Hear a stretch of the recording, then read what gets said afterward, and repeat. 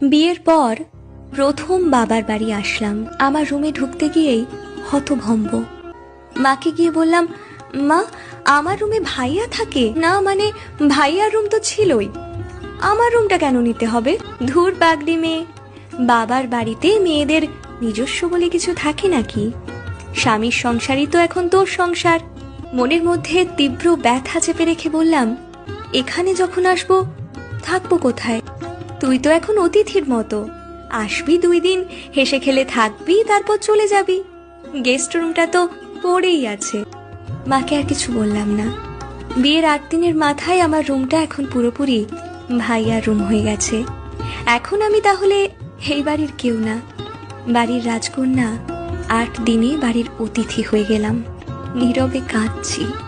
এ কান্নার অর্থ শুধু মেয়েরাই বুঝবে, আর কেউ না।